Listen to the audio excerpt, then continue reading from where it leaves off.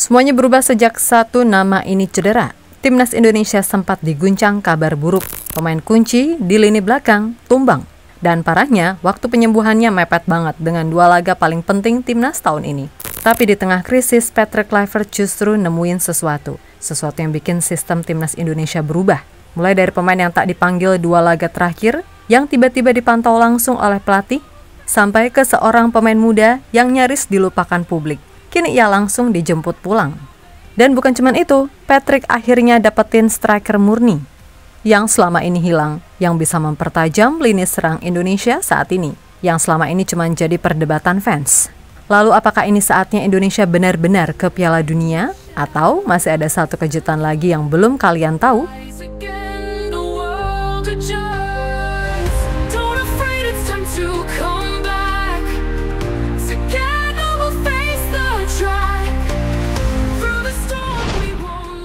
Semuanya bermula dari satu benturan di Liga Denmark, tanggal 13 April 2025.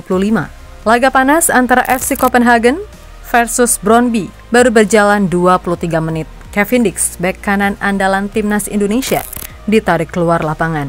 Terlihat kesakitan dan langsung dipastikan cedera hamstring. 4 hari kemudian, Dix nggak bisa tampil saat timnya kalah 2-4 dari FC Midtjylland. Dan yang lebih menyesakkan, FC Copenhagen mengumumkan Dix absen hingga akhir musim. Itu artinya peluangnya tampil lawan China pada 5 Juni dan Jepang pada 10 Juni makin tipis. Waktu pemulihan mepet banget, apalagi timnas kita akan mulai TC di Bali akhir Mei. Dix pun curhat di akun X miliknya.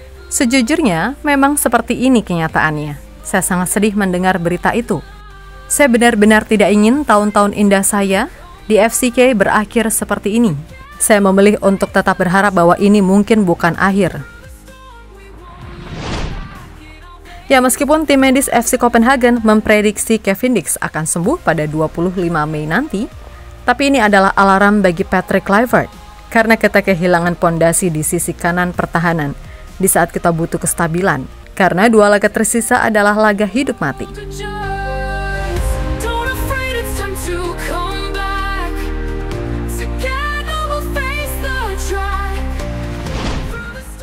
Ketika satu pintu tertutup, kadang justru banyak pintu lain yang terbuka. Saat Kevin Dix diragukan bisa main lawan China dan Jepang, Patrick Kluivert tahu betul timnas Indonesia nggak cuma tergantung pada satu nama. Kita masih punya beberapa nama di posisi bek kanan. Pertama, Sandy Walsh. Bek 30 tahun ini udah lama dikenal sebagai pemain yang disiplin dan kuat di duel 1 lawan 1. Posturnya 183 cm, jangkung, tangguh, dan cukup aktif bantu serangan. Kalau Patrick mau tetap main dengan 4 bek sejajar, Sandy adalah opsi paling ideal secara pengalaman dan kestabilan. Kedua, Eliano Reinders. Kalau formasi yang dipakai adalah 3 bek seperti saat lawan Bahrain, Eliano bisa langsung nyetel. Cepat, kuat, akurat dalam passing, dan cerdas dalam positioning. Eliano juga bisa jadi senjata rahasia kalau Patrick mau main eksplosif dari sayap. Lalu ada satu nama yang dulu jadi kapten, tapi sempat tersingkir. Asnawi Mangkualam. Ya, dia sempat dikritik, apalagi di Piala AFF 2024 saat dia beberapa kali kehilangan bola gara-gara over dribbling. Tapi sekarang situasinya beda. Asnawi tampil apik di Liga Thailand bareng Port FC. Dan yang menarik, statistik terakhir menunjukkan performanya lebih unggul dibandingkan Sandy Walsh. Dan kini mungkin inilah waktunya dia kembali.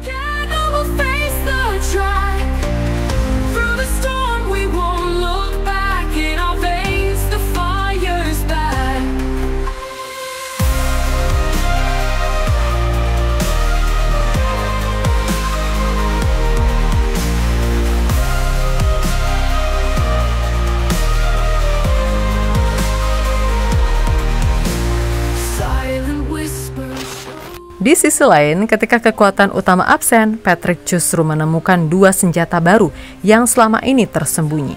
Pertama, dari posisi kiper. Diam-diam pelatih kiper timnas Indonesia terbang langsung ke Kosovo untuk memantau langsung Cyrus Margono. Kiper muda, tinggi 190 cm, kelahiran New York, tapi punya darah Bali dari ayahnya.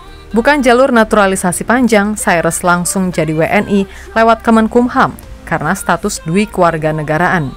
Dan sekarang dia makin dekat dengan debut bersama timnas Indonesia. Tugasnya memantau semua kemungkinan, tulis pelatih kiper Sjoerd Woudenberg yang sempat diposting di Instagramnya. Ya, di saat Martin pas absen lawan China karena akumulasi kartu, Cyrus muncul sebagai opsi tak terduga. Dia belum punya caps, belum banyak dikenal publik. Tapi satu sesi latihan langsung dengan pelatih timnas bisa jadi awal sejarah. Tapi kita juga sudah punya Emil Audero.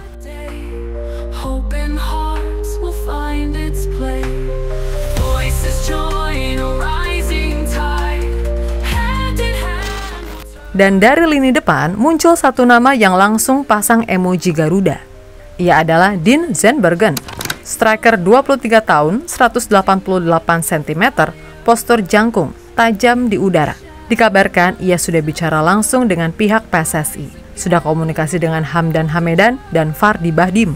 Dan yang bikin makin menarik, Dean belak-belakan bilang ingin bela Indonesia. In Indonesia elftal nu, gewoon laatste tijden, de laatste weken. Ja, je ziet natuurlijk ook een hoop dingen voorbij komen op het internet. Dan denk je van, nou ja, het zou ook leuk zijn als ik dat ook zou kunnen. Ja. Dus ook, pas is er ook weer contact geweest met de huidige staf over mij. Oh ja? Een tijdje terug ook nog. Fardi ken je misschien wel? Ja, Fardi ken ik. Die heb ik ook gesproken. Ik heb, nou moet ik het heel goed zeggen, want anders heb ik ruzie denk ik. Hamdan Hamedan heb ik gesproken. Oké. Die had mij eigenlijk als eerst benaderd. En daarna Fardi. En nu dan laatst ook weer. Ja, laatst, ik zou het echt... laatst is hoe lang geleden?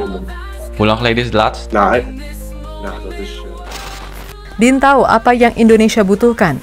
Bukan second striker, bukan gelandang yang disuruh jadi target man, tapi penyerang sejati. Dia pernah main di Sparta U21, FC Dordrecht, dan sekarang VVV Venlo. Catatannya belum mencolok, tapi kualitasnya jelas. Dari 30 pertandingan musim ini di klubnya, ia telah berhasil mencetak 3 gol dan 4 assist. Tapi sayangnya, kemungkinan Dean belum bisa datang ke Indonesia dalam waktu dekat karena berkasnya masih dalam penelusuran PSSI. Goed of moet nog doorzocht worden? Sama papier. Ik denk dat het nog echt, ik denk dat het nog wel een beetje doorzocht moet worden. Eerlijk zou ik het zelf niet zo 1, 2, 3 weten. Dus okay. Ik hoop dat ze dan een goed licht geven en zeggen van kom maar deze kant op. Ik zou het hartstikke leuk vinden. Ya, karena satu persatu kepingan mulai menyatu, Patrick tahu inilah saatnya. Timnas Indonesia bukan lagi cuman kumpulan pemain bagus. Sekarang, kita udah bicara soal sistem. Sebuah struktur yang dibangun dari fondasi yang kuat dan visi yang jelas. Di bawah Patrick Kluivert, Timnas tak cuman main bertahan. Tak cuman ngandelin kecepatan serangan balik. Tapi sekarang Indonesia mulai berani main dominan. Kontrol tempo, rotasi bola, build up dari belakang. Dan yang paling penting, keseimbangan.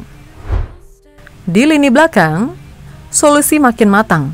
Dari Sandy, Eliano, sampai Asnawi, semua punya karakter berbeda dan siap main sesuai skema lawan. Di bawah Mistar, kiper makin kompetitif. Pas, Emil, Hernando, dan kini Cyrus Margono siap jadi kejutan. Dan di lini depan, Indonesia akan punya striker murni. Ole Rummenigge udah mulai nemuin ritmenya.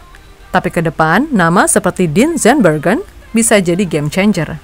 Dia tinggi, tajam, punya visi, dan yang paling penting, dia ngerti tugas seorang striker, cetak gol tanpa kompromi.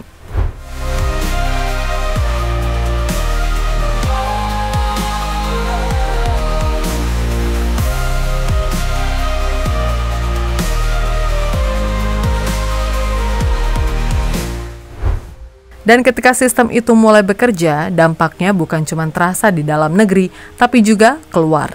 Timnas Indonesia yang sekarang bukan lagi tim yang gampang ditebak. Kita bukan sekedar ngandelin fisik atau semangat doang. Dan hasilnya sudah terlihat, di mana kita masih bertahan hingga round 3 dan berpotensi lolos Piala Dunia. Bukan cuma dari fans, tapi juga dari rival satu kawasan. Bintang Malaysia, Faisal Halim, bahkan dengan jujur bilang jika cemburu. tetap ikut senang jika Indonesia lolos Piala Dunia. Kan kita mungkin belum lagi berjaya, kita rasa cemburu, kita rasa ya sudah tentu sebab semua pemain mahukan yang terbaik, yang tertinggi. Satu perlawanan lagi ya, satu perlawanan lagi untuk mengesahkan bola yang terbaik untuk Indonesia. Dan sekarang 2 pertandingan lagi, cuma 2. Kalau kita menang, bukan cuma Indonesia yang bangga, ASEAN juga ikut bersinar di mata dunia. Sorotan dunia bakal ke Asia Tenggara, dan semua negara tetangga akan ikut kecipratan dampaknya.